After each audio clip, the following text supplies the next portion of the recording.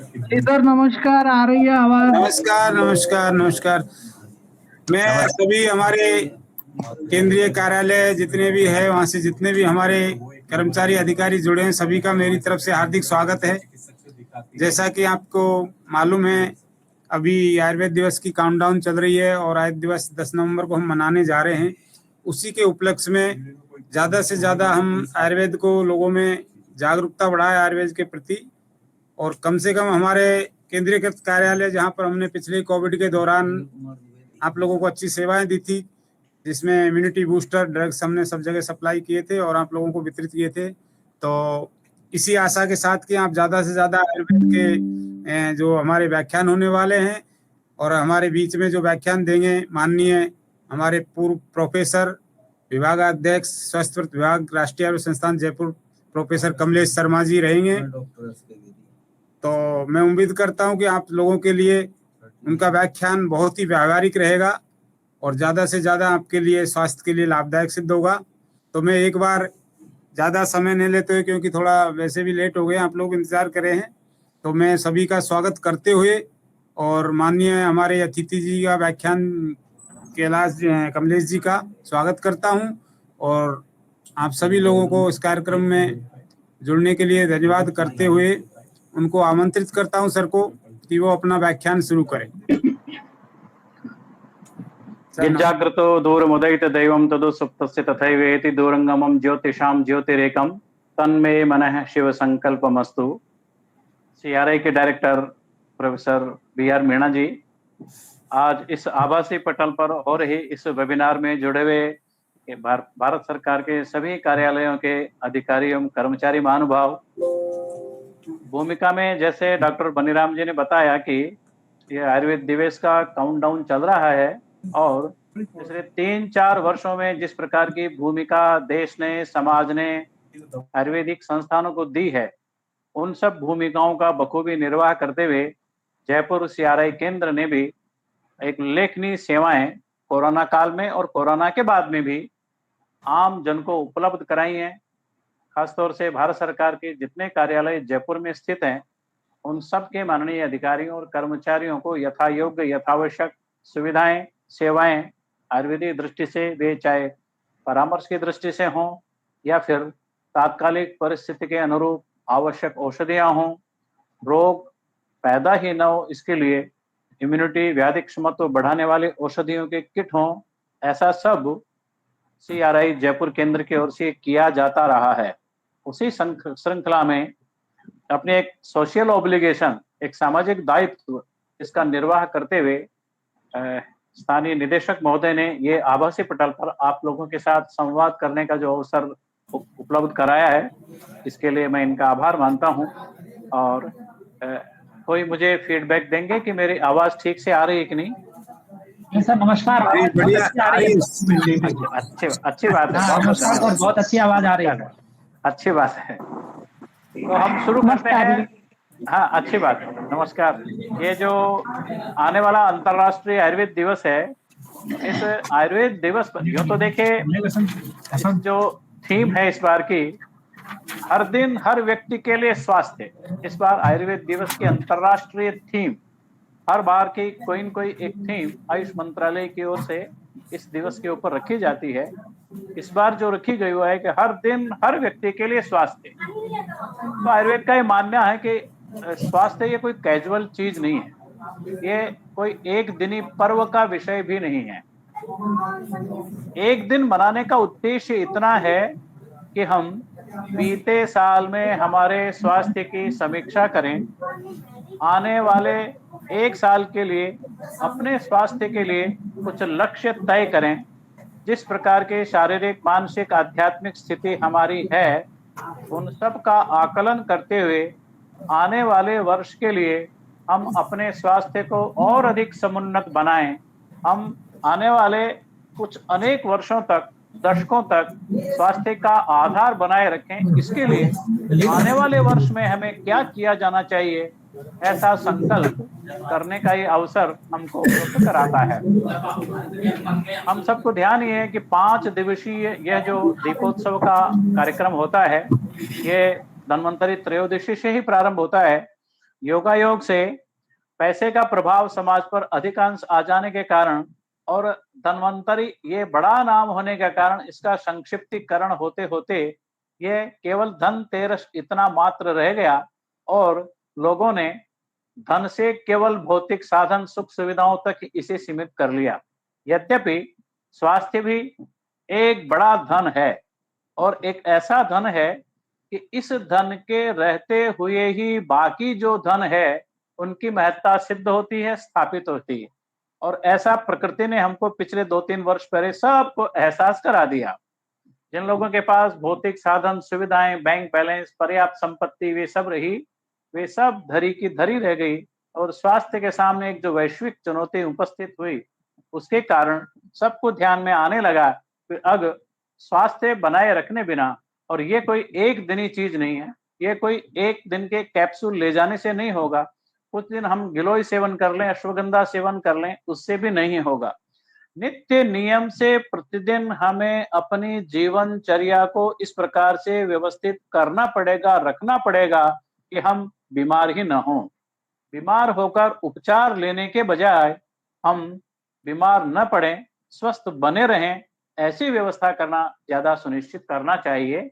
और सौभाग्य से संसार भर में जितनी भी चिकित्सा पद्धतियां हैं वे सारी चिकित्सा पद्धतियां केवल और केवल इलनेस की बात करती है। आयुर्वेद एक ऐसी चिकित्सा पद्धति है, जहां तक मेरी जानकारी है, यह इलनेस से पहले वेलनेस की बात करता है। और इसीलिए आयुर्वेद दिवस हमें प्रतिवर्ष इस बात का स्मरण कराने के लिए एक आयोजन है कि हम पिछले वर्ष हमारे स्वास्थ्य के संबंध में एक समीक्षा करें, क्या खोया, क्या पाया, लाइफस्टाइल रिलेटेड कहीं कोई समस्या तो हमारे सामने उपस्थित नहीं हुई है।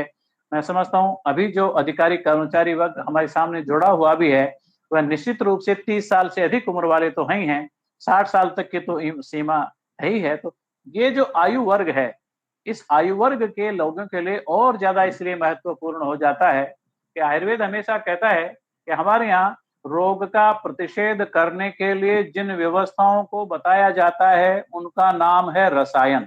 सामान्य भाषा में रसायन कोई केमिकल या जैसे केमिस्ट्री से जुड़ा हुआ कोई विषय होगा, वस्तुतः आयुर्वेद ये कहता है कि रोग प्रतिबंधक क्षमता बढ़ाने के लिए, जो रोग पैदा नहीं हुए उनसे बचने के लिए जिन उपायों का सेवन किया जाता है, वे चाहे कोई औषध हो, वे चाहे खान पान के हों, वे चाहे रहन सहन से संबंधित हों या वे आचार विचार से संबंधित हों, वे सारे के सारे रसायन श्रेणी में आते हैं। और इन रसायनों के सेवन में जो उल्लेख आचार्यों ने किया लंबे हजारों हजार साल के अनुभव के बाद, उन्होंने कहा कि हमारा 40 साल से 60 साल तक का जिस प्रकार का जीवन व्यवहार रहा है, इस बात पर निर्भर करता है कि हमारा 60 साल से 80 वर्ष तक का आयु वर्ग कैसा रहेगा।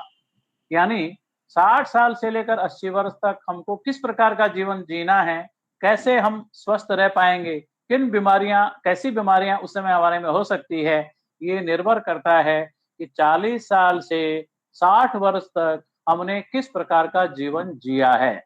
इसलिए एक तरह से आने वाली चुनौती का सामना करने की पूर्व व्यवस्था भी है। तो जो अभी युवक हैं, शारीरिक सामर्थ्य अच्छी है, वे थोड़ी बेपरवाही कर सकते हैं, परंतु उत्तरोत्तर जो सेवानिवृत्ति की आयु तक तरफ बढ़ते जा रहे हैं, उन लोगों के लिए विशेष रूप से सावधान हो जाने की जरूरत है कि 40 साल के बाद अपना जीवन व्यवहार, खासतौर से 3 बातें, खान पान, रहन सहन और आचार विचार, इन पर फोकस किए जाने की जरूरत है। अब लंबे वर्षों तक, हजारों वर्ष तक अनुसंधान के पश्चात जिस प्रकार की सामाजिक पारिवारिक व्यवस्थाएं हमारे यहाँ बनी हुई हैं, उन सब को देखते हुए आयुर्वेद का ये मानना है कि आयुर्वेद इस समाज से अलग नहीं है। आयुर्वेद की विधि विधान समाज में, समाज जीवन में, परिवार के जीवन में इस प्रकार से रच बस गए थे कि सामान्यतया उस जीवन व्यवहार के कारण प्राय कोई रोगोत्पत्ति होती नहीं थी। योगायोग से, दुर्योग से, कुछ भौतिकवाद का अत्यधिक प्रभाव हो जाने के कारण पुरुषार्थ चतुष्टय, जो 4 पुरुषार्थ हमारे कहे गए हैं, धर्म, अर्थ, काम और मोक्ष, उनमें से न धर्म की चिंता न मोक्ष की चिंता, पहला और चौथा पुरुषार्थ हमने भुला दिया और केवल अर्थ और काम, इन दोनों का ही विचार किया। तब भी हम आयुर्वेद के माध्यम से आगाह कर देना चाहते हैं कि पुरुषार्थ चतुष्टय में से आप भले धर्म और मोक्ष को छोड़ दीजिए, परंतु अर्थ और काम ये दोनों भी बिना स्वास्थ्य के प्राप्त नहीं किया जा सकते। न तो आप अर्थोपार्जन कर सकते, यदि आपने अर्थोपार्जन कर भी लिया है तो अपनी कामनाओं की पूर्ति उस अर्थ के माध्यम से नहीं कर सकते, यदि तो आपका स्वास्थ्य ठीक नहीं है तो। इसलिए जिस प्रकार से आप अपने व्यवसाय में, जिस प्रकार से अपने कार्यस्थल पर, जिस प्रकार से अपने सामाजिक जीवन में अपनी कार्यावली बनाते हैं और उसको अनुवर्तन करते हैं, उसका फॉलोअप करते हैं, ऐसे ही अपने स्वास्थ्य के लिए भी कोई न कोई नियमित दिनचर्या आपको तय करनी चाहिए। तभी हम तात्कालिक रोगों से भी और दूरगामी रोग जो सिस्टमिक डिजीज है उनसे भी, और जो सीजनल डिजीज है, सीजनल डिजीज भी और सिस्टमिक डिजीज भी, उनसे प्रिवेंशन यदि करना है, बचाव यदि करना है, तो मोटे मोटे 3 बातों पर हमको फोकस किए जाने की जरूरत है। वे 3 बातें हैं: खान पान, रहन सहन और आचार विचार। इन 3 बातों पर जब हम विचार करते हैं तो सबसे पहले जो खान पान आता है, तो खान पान में भोजन हम सब करते हैं। भोजन को देखने की हमारी दृष्टि क्या है, यहाँ से हम शुरू करते हैं। भोजन ये कोई इंजन में डाल जाने वाला डीजल, पेट्रोल या ईंधन मात्र नहीं है। भोजन ये हमारे शरीर, मन और आत्मा, इंद्रियां, इन सब की पुष्टि करने वाला एक तरह से जैविक आहार है। इसलिए भोजन को देखने की दृष्टि भी हमारी उसी प्रकार की होनी चाहिए कि हम ये कोई मस्कुलर टिफिन में भोजन भर नहीं रहे हैं। हम सजीव सृष्टि जो मानव शरीर है, इसके पोषण के लिए हम जो भोजन दे रहे हैं वह भी जैविक जीव युक्त होना चाहिए। सबसे पहले भोजन के प्रति देखने की हमारी दृष्टि यह रहे। अब खान पान में भी फिर जब बात करेंगे तो 4 बातों को हमें ध्यान रखने की जरूरत है। ये 4 बातें कौन कौन सी? क्या खाना, कब खाना, कितना खाना और कैसे खाना। क्या पीना, कितना पीना और कैसे पीना और कब पीना। ये पान के विषय में। दुर्योग से पान को अंग्रेजी में जब बोलते हैं तो उसका अंग्रेजी अनुवाद होता है ड्रिंक, और ड्रिंक किसी एक विशेष अर्थ में रूढ़ हो गया अंग्रेजी में। वहां पान से मतलब पीना ऐसा अर्थ, यानी पानी के अर्थ में तो कम से कम नहीं है। हम यहाँ खान और पान यानी क्या खाना, कब खाना, कितना खाना और कैसे खाना, इस पर संक्षेप में विचार करेंगे। अब सबसे पहले बात आती है क्या खाना। तो आधुनिक डायटीशियन ने उन्होंने कहा कि भोजन के 4 प्रकार के घटक, 5 प्रकार के घटक जो एसेंशियल होते हैं उनमें होना चाहिए। कार्बोहाइड्रेट होना चाहिए, प्रोटीन होना चाहिए, फैट होना चाहिए, एसेंशियल मिनरल्स होने चाहिए, और पानी एक मुख्य घटक होता है।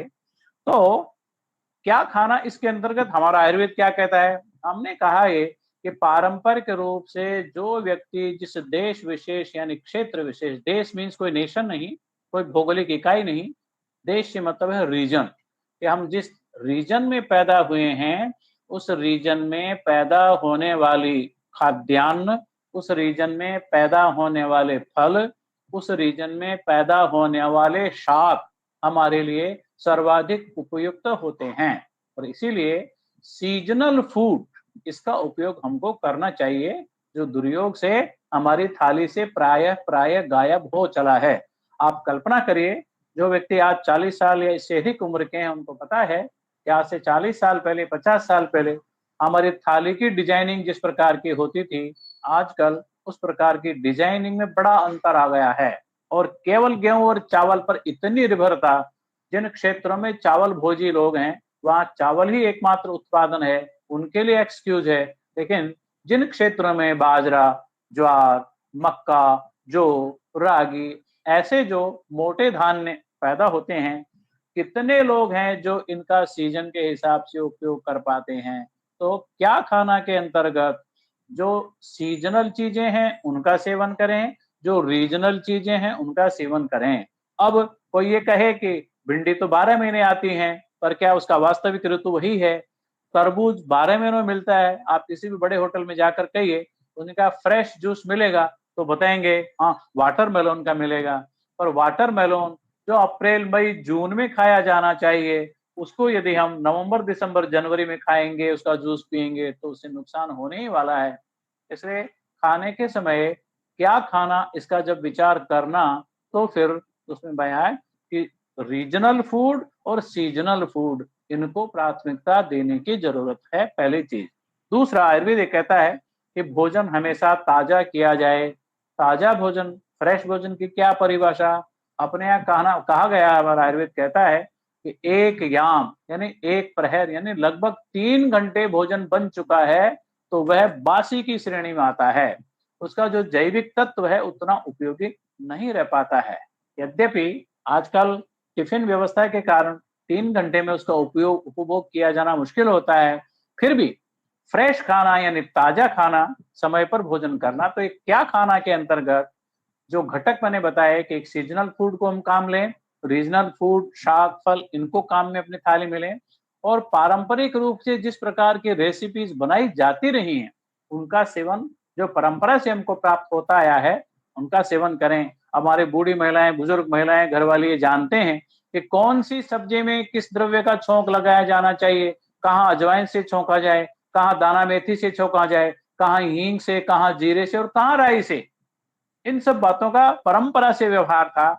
आजकल नई गृहिणियों को गूगल पर इसके लिए निर्भर होना पड़ता है, परंतु परंपरा से ये जो ज्ञान प्राप्त है इसका प्रयोग खान पान में किया जाना चाहिए।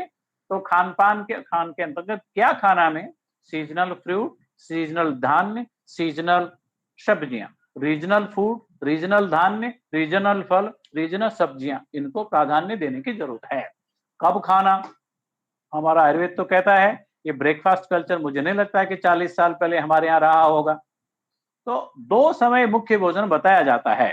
खासतौर से वे जो श्रमिक वर्ग हैं, शारीरिक परिश्रम ज्यादा करते हैं, उनके लिए वाकई 3 समय का भोजन आवश्यक है। परंतु ऐसे कार्यालय कर्मी कि जिनको घर से निकलकर एसी गाड़ी में बैठकर फिर एसी ऑफिस में जाकर बैठ जाना होता है, उनके लिए 3 समय का भोजन कतई उपयुक्त नहीं है। आयुर्वेद कहता है पहला मुख्य भोजन सूर्योदय के 1 याम निकल जाने के बाद, परंतु 2 याम बीत जाने से पहले। इसका तात्पर्य यह होता है कि सूर्योदय का स्टैंडर्ड टाइम यदि हम 6 बजे में माने तो 9 बजे से लेकर 12 बजे का ये मुख्य भोजन का समय, प्रातः काल के भोजन का समय नियत होता है। शरीर में अग्नि इस समय ठीक रहती है, इस समय दिया हुआ भोजन ठीक प्रकार से पचता है और इस कारण से आपका जो रात्रिकालीन भोजन है उसको भी आप ठीक प्रकार से एंजॉय कर पाते हैं। इसलिए आज भी जो लोग द्विकाल भोजी हैं, ऐसे अध्ययन भी हुए हैं, द्विकाल भोजी हैं, वे अपेक्षाकृत अधिक स्वस्थ रहते हैं। इसलिए पहला भोजन 9 बजे से 11 बजे के बीच में, दूसरा भोजन 6 बजे से 7 बजे के बीच में, ऐसा आदेश, उपदेश आयुर्वेद हजारों हजार साल से कहता आया है। वामशाही, बाई करवट लेकर सोने वाला, द्विभुंजान है, दिन में 2 बार भोजन करने वाला, षण्मूत्री, प्राय पारे 6 बार यूरिनेशन करने वाला, द्विपुरीषक है, 2 बार शौच निवृत्ति करने वाला व्यक्ति शतम वर्षाणि जीवति, 100 साल जीने की गारंटी है ये। अब हम ये संस्कृत श्लोक बोलकर जब बताते हैं तो शायद इतना विश्वास नहीं होता, परंतु जब हार्वर्ड मेडिकल इंस्टीट्यूट इस प्रकार इस बारे में अध्ययन करता है और वो कहता है ये कि उन्होंने 6 कॉन्टिनेंट के में से हजारों लोगों, वॉलंटियर्स पर सर्वे करके जब बताता है कि वाकई भोजन का जो समय है मॉर्निंग 9 to 6, यही एक विंडो है जिस समय खाना लिया जाना चाहिए। और जिन लोगों ने इस विंडो में भोजन लेने का अभ्यास रखा, प्रैक्टिस रखी, वे लोग बाकी लोगों की अपेक्षा अधिक स्वस्थ पाए गए। उन लोगों में कोई सिस्टमिक डिजीज, सीजनल डिजीज नहीं पाई गई। ऐसा अध्ययन हार्वर्ड मेडिकल यूनिवर्सिटी करती है, तब ये बाकी संसार को भी समझ में आता है जो बात आयुर्वेद सदियों से कहता आया है। तो क्या खाना, कब खाना, 2 समय भोजन करना। हाँ, ऐसा लग सकता है कि 9-10 बजे भोजन करेंगे तो 3-4 बजे के आसपास थोड़ी भूख लगने की स्वाभाविक प्रवृत्ति हो सकती है। तो ऐसे में इंडियन फास्ट फूड है हमारे पास, कोई जरूरी नहीं है कि मैं 2 मिनट नूडल्स पर जाना पड़े। और एक जो खाने वाले, बनाने वाले कहते भी हैं, मैंने तो कभी उपयोग नहीं किया, कि भाई 2 मिनट नूडल्स भी वास्तव में 2 मिनट्स में बनता नहीं है। तो फिर क्या जरूरत है उसके पीछे दौड़ने की? क्या रोस्टेड चने, क्या रोस्टेड मूंग, क्या मुरमुरे, क्या रोस्टेड मूंगफली, क्या फूल मखाने, ऐसी चीजें भोजन के दोपहर का सुबह का भोजन करने के पश्चात जब 3-4 बजे के आसपास हमें भूख लगती है, तो क्यों हमें बेकिंग आइटम के ऊपर निर्भर रहना पड़े? क्यों नहीं इस प्रकार के रोस्टेड आइटम्स पर निर्भर रहें? जैसी भूख लगे कुछ सीजनल फ्रूट हम ले सकते हैं 3-4 बजे के आसपास यदि भूख लगे तो, और इस समय यदि कुछ हल्का लेंगे तो शाम के भोजन को भी हम ठीक प्रकार से एंजॉय कर पाएंगे। तो क्या खाना और कब खाना, कितना खाना? अब आधुनिक विज्ञानी कहा करते हैं कि हमें एक औसत वयस्क व्यक्ति के लिए इतनी कैलोरीज आवश्यक हैं। ये कुछ कंडीशंस का उन्हें उल्लेख कर दिया है कि प्रेग्नेंट कोई लेडी है, लैक्टेटिंग मदर है, कोई है, अधिक परिश्रमी है, तो उनकी थोड़ा कैलोरीज बढ़ जाएंगी। वास्तव में कैलोरी की गणना ये उतनी वैज्ञानिक नहीं है जितनी वैज्ञानिक आयुर्वेदिक विधि है। हमने ये कहा कि जिस व्यक्ति को जितनी भूख है उतना खाना। अब हर व्यक्ति की भूख हर भोजन के समय एक सी हो, यह आवश्यक नहीं है। आज एक व्यक्ति की ठीक भूख लगी है, कल भी उतनी भूख लगे, वो उतना आवश्यक नहीं। क्यों नहीं है? क्योंकि भूख ये केवल शरीर का विषय नहीं है, इसको कुछ मानसिक आवेग भी प्रभावित करते हैं। लोभ, शोक, भय, क्रोध, चिंता, मानसिक उद्वेग, स्ट्रेस, ये सब कारण भी अग्नि को प्रभावित करते हैं। तो आप केवल कैलोरी को लेकर चलेंगे तो अग्नि भोजन की मात्रा तय नहीं कर सकते। भोजन की वह मात्रा उपयुक्त होती है जो पहला भोजन काल में किया गया भोजन अगला भोजन काल आने पर ठीक प्रकार से पच जाए। अब उसका पैमाना क्या, उसकी कसौटी क्या, कैसे पहचाने कि खाना पच गया है? तो उसका एकदम साधारण, सटीक और वैज्ञानिक पैमाना है, कसौटी है। अगला भोजन काल उपस्थित होने पर 4 घूंट 6 घूंट पानी की पीजिए। पानी पीने के बाद उद्गार शुद्धि, जैसा पानी पिया वैसा की वैसे डकार आ रही है तो समझिए कि पहले समय में किया गया भोजन पच गया है। उत्साह आ जाए, फुर्ती रहे। वेगोत्सर्गो यथोचित, सब प्रकार की वेगों की प्रवृत्ति, शौच मूत्र आदि की प्रवृत्ति हो जाए। लघुता, शरीर में कुछ हल्कापन आ जाए, भूख की अनुभूति हो, तो समझ लीजिए पहले भोजन काल में किया गया भोजन पच गया है। उतना भोजन हमारे लिए उपयुक्त है और हर भोजन काल में उतना ही भोजन लिया जाए यह आवश्यक नहीं है। प्रत्येक भोजन काल के समय हम अपनी अग्नि का विचार करें, उतनी मात्रा में हम भोजन लें। अब ये कोई कहे कि हमने तय कर दिया 1 कटोरा भर करके हम तो चावल लेते हैं, 1 बाउल भर करके, लेकिन वही 1 बाउल भर करके चावल के स्थान पर 1 बाउल भर के दाल, मूंग या बादाम का हलवा तो नहीं खाया जा सकता। तो केवल क्वांटिटी, वेट के आधार पर भी आहार के मात्रा का निर्धारण नहीं हो सकता है। तो फिर आहार घटक की गुरुता और लघुता, 1 कटोरा खीर, लाजा जिसे कहते हैं, चावल के मुरमुरे, और 1 कटोरा हलवा, तो घनता की दृष्टि से दोनों बराबर है, आयतन की दृष्टि से तो, परंतु उनके प्रभाव की दृष्टि से उनका बिल्कुल अंतर आने वाला है। तो खाए जा रहे द्रव्य की गुरुता लघुता, कौन वस्तु कितनी भारी है, कौन वस्तु कितनी हल्की है, उसके आधार पर हमें आहार की मात्रा का निर्धारण करना चाहिए। 4 चपाती खा रहे हैं, यदि साथ में कुछ मिष्टान्न भी ले रहे हैं तो रोटी की मात्रा कम करिए। इन एडिशन कोई चीज लेते हैं तो वो अग्नि पर भार पड़ने वाला है। और उसमें साधारण सा नियम है, जितना खाओ उतना पचाओ, जो पचे नहीं वो मत खाओ। तो आहार की मात्रा ये हो गई। तो क्या खाना, कब खाना, कितना खाना, संक्षेप में इतना सा मैंने निवेदन किया। ये अपने आप में अलग अलग एक लेक्चर का विषय हो सकता है। चौथी बात आई कैसे खाना, ये भी महत्वपूर्ण हो गया है। तो आयुर्वेद कहता है अजल्पन अहसन तन्मना भुंजीत, बिना बातचीत किए हुए, बिना हंसते हुए, बिना रेडियो, बिना टीवी, बिना मोबाइल, बिना लैपटॉप के देखते हुए भोजन करिए। क्यों? क्योंकि हम जब भोजन कर रहे होते हैं, हम मनसा उससे जुड़े हुए होते हैं, तो उसी मात्रा में हमारे मुंह में सलाइवा सीक्रेट होता है। जिस अनुपात में सलाइवा सीक्रेट होता है, उसी अनुपात में भोजन को पचाने वाले अन्य जितने सीक्रेशंस जो आंतों में होते हैं, आमाशय में होते हैं, वे सीक्रेट होते हैं। तो भोजन का पचन उसी प्रकार से होगा, आहार का रस उसी प्रकार से बनेगा। इसलिए तन मना, बिना बातचीत के, बिना हंसते हुए, तल्लीन होकर के भोजन की तरफ पूरा ध्यान लगा करके भोजन करना। तो ताजा भोजन करना, सीजनल खाना, रीजनल खाना, समय पर खाना। आप ये देखिए काल भोजन कितना इंपॉर्टेंट है। Quality food is important but timely food is more important. जो व्यक्ति अच्छा भोजन करते हैं, गुणवत्ता युक्त करते हैं, पर कभी कब, कभी खाया कभी नहीं खाया, ऐसे अनेक लोगों को जब देखते हैं तो वहां भोजन की गुणवत्ता होते हुए भी टाइमली फूड नहीं होने के कारण बहुत परेशान होते हैं। तो खान पान के अंतर्गत क्या खाना, कब खाना, कितना खाना, कैसे खाना, इसका विचार करना। इसमें खान हुआ केवल, थोड़ा सा पान के विषय में बात कर लें। हमारे यहाँ कहते हैं कि 3 चीजें 3 समय पर लेनी चाहिए। दिन के अंत में दूध, यानी सोते समय दूध पीजिए, रात के अंत में पानी या सोकर उठते ही पानी पीजिए, और सुबह के भोजन के अंत में छाछ। ये 3 चीज बताए हैं, इनका नियमित रूप से पालन करना चाहिए। और अब बहुत से बाबा लोग बता देते हैं कि दिन में इतने लीटर पानी पीजिए, इतने गिलास पानी पीजिए, तब इतना पानी पीजिए, अब इतना पानी पीजिए।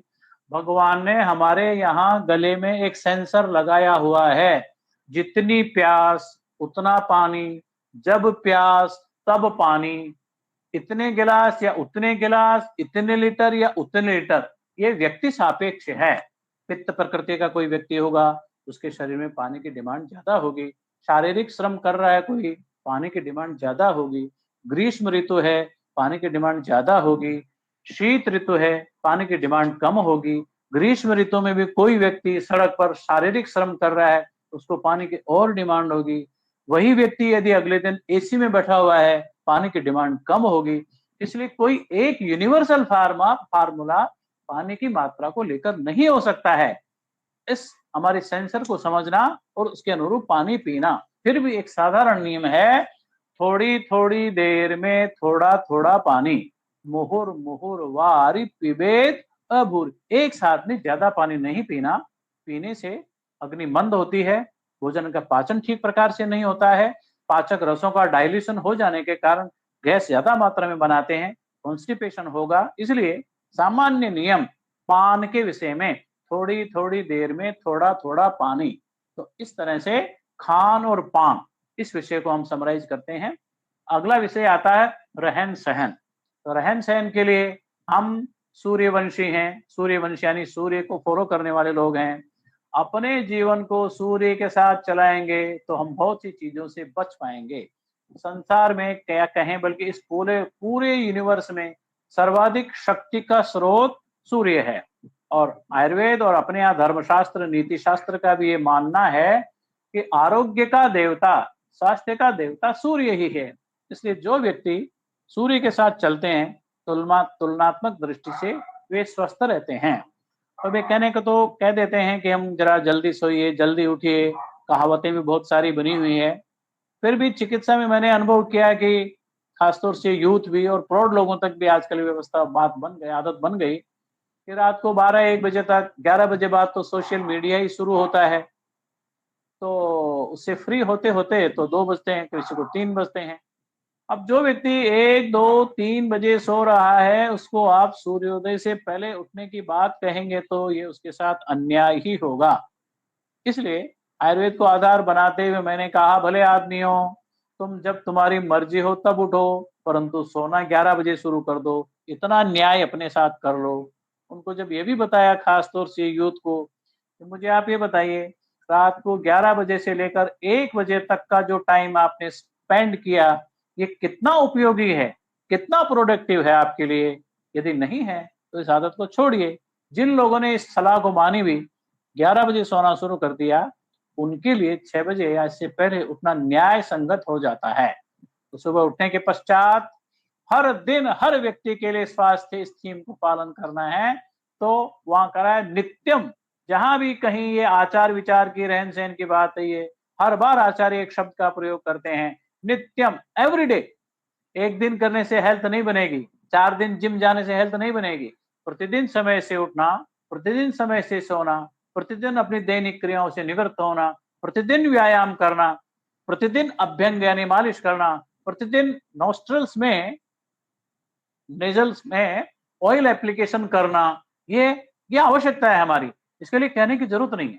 इसलिए अब आज एक 40 साल की उम्र के पश्चात आप ये देखिए, अनेक परिवारों में से देखने को मिलता है, अगर किसी घर में 80 साल की महिला है, उसका स्वास्थ्य उसी घर में उसकी बहू जो 60 साल 55 साल की है वह बहू और उसकी बहू जो अभी 30-35 साल की है, ये तीनों के स्वास्थ्य का आकलन करेंगे तो पता चलता है कि आज वो 80 साल की दादी तुलनात्मक दृष्टि से सिस्टमिक डिजीज से फिर भी बची हुई है।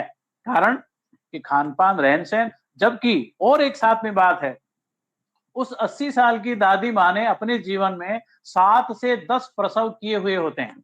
जो 55 साल की गृहिणी है उसने 2 से 3 प्रसव किए हुए होते हैं और 30-35 साल की उस बहू ने मुश्किल से 1 प्रसव करने के पश्चात भी आज उस 8-10 प्रसव किए हुए दादी की अपेक्षा कोई बहुत अच्छा नहीं होता है। पर कारण कि जिस प्रकार का जीवन उन्होंने जिया है, जिस प्रकार की प्रसूति चर्या उन्होंने अपनाई थी, उसका सुपरिणाम आज ऐसी स्थिति में आ गया है। तो फिर रहन सहन की दृष्टि से समय से सोना, समय से उठना, शरीर की शुद्धि के लिए जितने उपाय बताए उनका उपयोग करना। अब ये कहते हैं कि सारे शरीर का अभ्यंग कौन करता है नियमित रूप से? बचपन में आया लगा करके जो अभ्यंग मालिश हो जाती है, उसके बाद तो संभव ही नहीं है। आचार्य चरक कहते हैं कि भाई आप बाकी शरीर के अभ्यंग करें पर 3 प्रमुख स्थान हैं जहां नियमित रूप से मालिश करें, वो है सिर, कान और पैर। अब उसमें नाक को छोड़ दिया उन्होंने, नाक के लिए अलग से उपक्रम बता रखा है जिसको हम प्रतिमर्श नस्य कहते हैं। आपको ये ध्यान भी होगा, जो लोग वर्षों से नियमित रूप से नोस्ट्रिल्स में ऑयलिंग करते हैं, नाक में तेल लगाते हैं, जिस प्रक्रिया को आयुर्वेद में मर्श प्रतिमर्श नस्य कहा जाता है, वे लोग कोरोना काल में कम प्रभावित हुए हैं। कारण क्योंकि जो गेटवे है किसी प्रकार के बैक्टीरिया, किसी प्रकार के वायरस का, वो नोस्ट्रिल से हैं। हमने अगर नोस्ट्रिल्स को इतना स्ट्रॉन्ग बना लिया तो किसी भी प्रकार का बैक्टीरिया, वायरस जल्दी से शरीर में जाएगा नहीं। तो वो नियमित रूप से नस्य का प्रयोग करना, सिर पर नियमित रूप से मालिश करना, क्योंकि हमारा जो शरीर है ये उल्टा पेड़ है। हमारे शरीर की जड़ें ऊपर हैं, शाखाएं नीचे हैं। पेड़ में भी जल देते हैं तो जड़ों में देते हैं, शाखाओं में नहीं देते। ऐसे ही हमारी सारी ज्ञान कर्मेंद्रियों, सारे क्रेनियल सेंटर्स जो इस खोपड़ी में विराजमान हैं, उन सब के पोषण के लिए इंटरनल यूज के लिए नोस्ट्रल्स, बाहरी यूज के लिए कपाल, उस पर नियमित रूप से तेल की मालिश। और आश्चर्यजनक रूप से आचार्यों ने कहा कि कान में नित्य नियम रूप से तेल लगाएं, जो हमारे अभ्यास में नहीं था। लेकिन अब जब सबके हाथ में एक ऐसा रेडिएशन टावर आ गया है, हर व्यक्ति 24 घंटे इसे अपने साथ रखता है, 24 घंटे में से 18 घंटे, 15 घंटे, 16 घंटे अपने कान के पास रखता है। तो इस रेडिएशन के छोटे से मोबाइल टावर के कारण इतना रेडिएशन हमारे कान में जा रहा होगा। तो जितने भी कर्ण जनित और जितने भी अनिद्रा, स्ट्रेस, जो मानस रोग हैं, उनसे बचने के लिए नित्य नियम से कर्ण पूर्ण कान में तेल लगाना। पैरों पर मालिश का इसलिए कहा कि शरीर का 80% भार घुटनों से नीचे रहता है, 20% भार नीचे रहता है। तो इस सारे भार को ढोने के लिए पांवों की मालिश नियमित रूप से करना। तो खासतौर से 40 साल की उम्र में जो लोग आ गए हैं, उनको तो आगाह किए देते हैं कि दिनचर्या में नियमित रूप से अभ्यंग, नियमित रूप से व्यायाम, नियमित रूप से योगाभ्यास। और अभ्यंग यानी सिर में लगाना, कान में लगाना, नाक में लगाना, नाभि में लगाना, पैरों पर करना। इतनी मालिश हर सामान्य व्यक्ति के लिए आवश्यक होती है, जिससे अपना लेना चाहिए। तो 60 साल के बाद उनकी जीवनचर्या ठीक प्रकार से रह पाएगी। तो जो दूसरा विषय है रहन सहन, इसको हम समय की सीमा को देखते हुए पूरा करते हैं। तीसरा विषय आता है आचार विचार। आचार विचार यानी हम जैसी दृष्टि होती है वैसी ही सृष्टि बन जाती है। जैसा हम विचार करते हैं वैसा ही कार्य परिणाम उसी प्रकार का आता है। क्योंकि हमारा देखने का दृष्टिकोण जैसा हो जाता है ना, वैसी ही सृष्टि इसलिए बन जाती है। कहावत भी है कि हमारी नजर जैसी है, नजर के अनुरूप हमारा नजरिया बदल जाता है और उस नजरिए के अनुरूप सारा नजारा बदल जाता है। तो नजारा कैसा होगा ये निर्भर करता है हमारा नजरिया कैसा है, और नजरिया कैसा है ये निर्भर करता है हमारी नजर कैसी है किसी विषय को देखने के लिए। इसलिए हमें भी अपने खान पान, रहन सहन के साथ आचार विचार पर भी ध्यान देने की इतनी इसलिए आवश्यकता होती है कि किसी प्रकार का एक्ट या किसी भी प्रकार की क्रिया ये तभी संभव होगी जब हमारे मन में विचार आएगा। तो विचार सरणी हमारी ऐसी बने तदनुरूप हमारा व्यवहार होगा। इसलिए विचार ठीक रखने के लिए हमारा आचार विचार, इस पर भी फोकस करने की जरूरत है। इसमें थोड़ा सा नीति शास्त्र भी है, थोड़ा सद्वृत्त भी है, कुछ पर्सनल डूज एंड डोंट्स भी हैं, कुछ सोशल डूज एंड डोंट्स भी हैं, कुछ कॉन्स्टिट्यूशनल डूज एंड डोंट्स भी हैं। वे सारे इस आचार विचार के अंतर्गत आते हैं। तो एज ए ह्यूमन बीइंग हम एक परिवार के सदस्य हैं, हम किसी संस्थान के सदस्य हैं, हम किसी सोसाइटी के सदस्य हैं और इस सृष्टि के सदस्य भी हैं। और इसलिए इस सृष्टि में, पर्यावरण में, जल, जंगल, जमीन, पृथ्वी, नदी, आकाश, फूल, पत्ती, पेड़, ग्रह, नक्षत्र, ये सब हमारे पर्यावरण के हिस्से हैं। उनके प्रति हमारी कृतज्ञता, और ये चीज हमको संस्कारों में सिखाई जाती है। आज धरती मेरी माता है, धरती माता व्यवहार में ऐसा बोलते हैं हम। जब हम इस भाव के साथ जीते हैं तो इस धरती पर पैदा हुआ प्राणी मात्र मेरा भाई है, बंधु है। ऐसी जब ममता जगती है तो फिर उस ममता के परिणाम स्वरूप समता भी आती है। तो आचार विचार के अंतर्गत इस सारे एनवायरमेंट का विचार करते हुए कि मैं उन सब का भक्षक नहीं, मैं उनके साथ सह अस्तित्व के साथ जीने वाला व्यक्ति हूं। तो इसलिए व्यष्टि मीन्स इंडिविजुअल, उसके बाद ये समष्टि कि मेरा आसपास मानव समुदाय, उसके बाद सृष्टि, उसमें सारा जल, जंगल, पत्ती, पहाड़ सब आता है, और उसके बाद परमेष्टि। ये जो पूरी श्रृंखला है, व्यष्टि इंडिविजुअल, समष्टि मानव समाज, सृष्टि फल फूल पत्ती, जंगल, नदी, पहाड़, पानी, ये सब हर जीव जंतु, और परमेष्टि जो इन सब का संचालन करने वाला आता है, उनको इस श्रृंखला का विश्वास मानते हुए मन में कि मैं इस यूनिवर्स का एक छोटा सा पार्ट हूं, इसके नाते मेरी एक जिम्मेदारी बनती है। और इसीलिए स्वस्थ रहना भी मेरा राष्ट्रभक्ति का परिचायक है। क्यों मैं राष्ट्र की इकोनॉमी में अपना योगदान स्वस्थ रह करके भी कर सकता हूं, मैं बीमार नहीं पड़ता हूं, तो देश के संसाधनों का उतना उपयोग मेरे ऊपर खर्च नहीं होगा, ऐसा विचार करके भी मेरा अपना निजी हित तो है ही है, मेरे परिवार का अपना हित तो है ही है, लेकिन मैं एक देश के नागरिक के नाते भी मेरी जिम्मेदारी बनती है। और ये ध्यान रखना मुझे चाहिए कि इस खान पान, रहन सहन, आचार विचार के प्रति यदि मैं जागरूक हूं तो फिर ये मानना चाहिए कि भारत मुझसे पृथक नहीं है। इस देश में 140 करोड़ लोग हैं, तो उस 140 करोड़ लोगों में से एक मैं भी हूं, और इसलिए 1/140 करोड़ भारत मैं हूं। ये भाव मन में जब रहता है तो 1/140 करोड़ भारत को समृद्ध रखना है, स्वस्थ रखना है, तो मेरी जिम्मेदारी पूरी। इस भाव के साथ जब मैं आयुर्वेदिक सिद्धांतों को, आयुर्वेदिक विचार को व्यवहार देता हूं, तो स्वयं के स्वास्थ्य की रक्षा कर सकता हूं, करता हूं। मैं अपने परिवार को स्वस्थ बनाए रख सकता हूं। आप मानकर चलिए, किसी के भी परिवार में किसी एक व्यक्ति के अस्वस्थ हो जाने के कारण बाकी परिवार की क्या स्थिति होती है, तो इस पारिवारिक समृद्धि को, पारिवारिक स्वास्थ्य को, फिर कम्युनिटी स्वास्थ्य को, और अंततः देश के स्वास्थ्य को बनाए रखने की मेरी ये जो महती भूमिका है, इसमें इंडिविजुअली, पर्सनली मेरी जो भूमिका है, उसका मैं निष्ठापूर्वक, ईमानदारी से, अपने स्वार्थ से ही सही मैं यदि पालन करता हूं, तो परोक्ष रूप से ये भी राष्ट्र की सेवा है।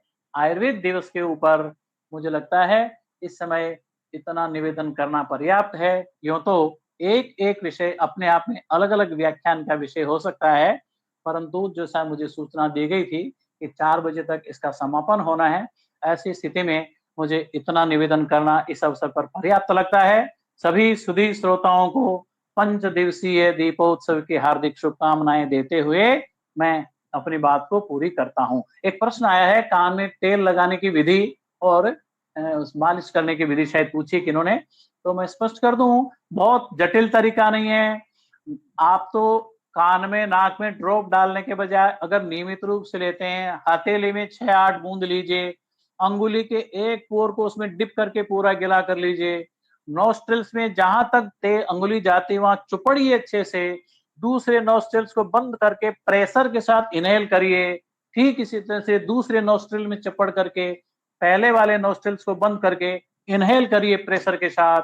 नोस्ट्रिल्स के माध्यम से गया हुआ तेल या कोई भी अन्य दवा वह डायरेक्ट ब्लड ब्रेन बैरियर को क्रॉस करके सीधे मस्तिष्क और क्रेनियल सेंटर्स तक पहुंचती है, ऐसा अब आधुनिक विज्ञान भी मानने लगा है। आयुर्वेद 50,000 साल से कहता आया है। इसी तरह कर्ण पूरण, हाँ, एक प्रश्न नरेंद्र जी खंगारो जी ने फिर पूछा है, तेल सीजनल, सरसों का तेल खूब होता है अपने यहाँ, श्रेष्ठ तिल का तेल बताया है। तो मान लीजिए कोई दक्षिण भारत के क्षेत्र में जहाँ नारियल की पैदावार अच्छी है, वो नारियल का तेल लगा लें। उत्तर भारत में तिल तेल उत्तम है, नहीं तो सारसप तेल, सरसों का तेल, इसका प्रयोग किया जा सकता है। नोस्ट्रल्स में अगर किसी को सौभाग्यशाली है, गोघृत उपलब्ध हो, उससे भी प्रतिमर्श नष्ट किया जाता है। कान में, नाभि में, पैरों पर ये तिल तेल या सरसों का तेल, इसका प्रयोग किया जाना सर्वाधिक उपयुक्त रहता है।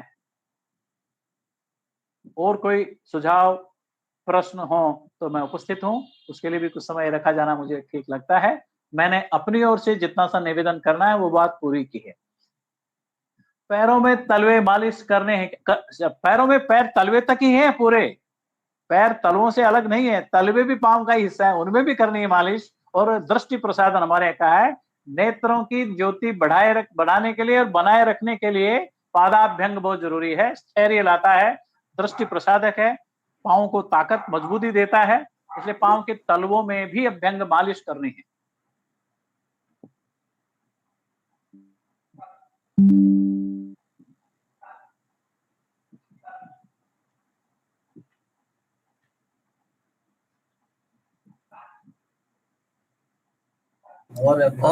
और किसी के कोई प्रश्न हो? जो प्रोसेस है ना, एक है नरेंद्र जी और क्वेश्चन, मालिश नीचे से ऊपर करनी चाहिए या ऊपर से नीचे की ओर? देखिए, साधारणतया फिजियोलॉजिकली भी हम देखते हैं कि हमारा खून का संचार जो धमनियों के प्रेशर से नीचे की तरफ जाता है और उसी प्रभाव से ऊपर की तरफ आता है, तो प्रायः है नीचे की ओर से ऊपर की ओर ही करना चाहिए पैरों के ऊपर। तो या यूं कहें कि शरीर के किसी भी हिस्से में अगर मालिश करते हैं तो वो मध्य शरीर की ओर प्रेशर दिए हुए होना चाहिए, क्योंकि खून सारा जो जा रहा है, रक्त का प्रवाह है, अंततः हमारे मध्य शरीर में यानी हृदय के ऊपर आ रहा होता है। तो प्रायः नीचे से ऊपर की ओर, नीचे ले जाते समय कम दबाव पर दबाव, नीचे से ऊपर की ओर लाते हुए थोड़ा अधिक दबाव करते हुए अभ्यंग या मालिश की जानी चाहिए।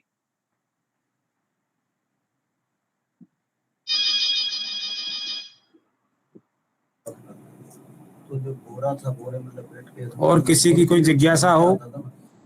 स्वागत है। फिर उसका फिर जो है भस्म डालते, और भस्म के बाद भी एक प्रोसेस तो मेरे ख्याल से सबको बात हमारे इस व्याख्यान से गुरुजी आपके से सब संतुष्ट हैं और अब क्यों उनकी जिज्ञासाएं भी शांत हो चुकी है। और मैं उम्मीद करता हूं कि मतलब आज का जो व्यवहारिक व्याख्यान आपके द्वारा है, तो हमारे एक जनरल चीजें जो हमें होनी चाहिए हमारे स्वास्थ्य के प्रति, वो सब चीजें आपने कवर की है और हमारे लिए बहुत लाभदायक सिद्ध होगी। हमारे जितने भी कर्मचारी नहीं है, वो परिवार जन, जितने ज्यादा लोगों में आप इन चीजों को वहाँ पे फैला सके, इसका उद्देश्य ही यही आज की हमारी जो वेबिनार है। तो जो क्या है ना, एक स्वास्थ्य के लिए आयुर्वेद, तो ये सब, और हर घर हर किसी के लिए आयुर्वेद की जो टैगलाइन है इस साल की, उसी के रखते हुए ज्यादा से ज्यादा लोगों तक आप इसको फैलाएंगे और आयुर्वेद के प्रचार प्रसार में आप बहुत बड़ा अपना योगदान देंगे, ऐसी उम्मीद करता हूं। और माननीय कमलेश जी का मैं हृदय से आभार व्यक्त करता हूं कि अपने बिजी शेड्यूल में से हमारे लिए इन्होंने समय निकाला और आप सभी के लिए व्याख्यान के लिए उपस्थित हुए। और मैं इस धन्यवाद की उसमें सर्वप्रथम हमारे नराकाश की जो है हमारे पारी जो भी हमारे अध्यक्ष और उपाध्यक्ष, उनका शुक्रिया अदा करता हूं कि उनके द्वारा सभी को हमसे आज इस वेबिनार में हम जोड़ने का उन्होंने प्रयास किया है और सभी लोग जुड़े हैं।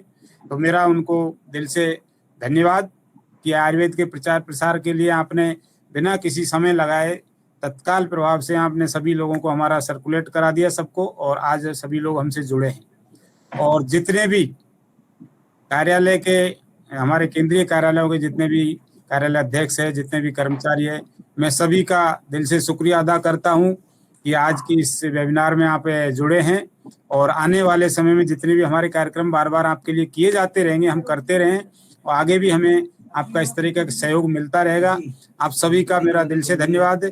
साथ ही मैं हमारे जितने भी अधिकारी कर्मचारी है इस कार्यक्रम में जो जुड़े हुए हैं और सहयोग किया है इस कार्यक्रम के लिए, उनका भी मैं शुक्रिया अदा करता हूं कि सभी लोग आपका सहयोग रहा।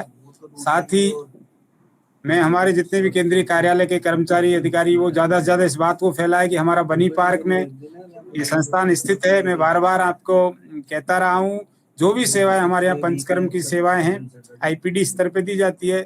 बहुत अच्छा आप सुसज्जित आईपीडी है, एनएबीएच हॉस्पिटल है और करीब 150-200 की हमारी पर डे ओपीडी है। और जितनी भी सेवाएं मेडिसिन हमारी निःशुल्क दी जाती है। 10 रुपये रजिस्ट्रेशन है, वो भी सीनियर सिटीजन से 4 रुपये है, बाकी उसकी कोई नहीं है। आप लोग आएंगे तो हम कहीं वो भी छूट प्रदान करेंगे, हमारे पावर को उपयोग करते कोई दिक्कत नहीं है। और मेडिसिन बहुत अच्छी हम यहाँ उपलब्ध है। ज्यादा से ज्यादा आप लोग पब्लिक को और आप खुद के लिए स्वयं के लिए ज्यादा से ज्यादा उसका लाभ लें। मैं इसी उम्मीद के साथ आप सभी का एक बार पुनः दिल से धन्यवाद अदा करता हूँ। धन्यवाद सर। सभी को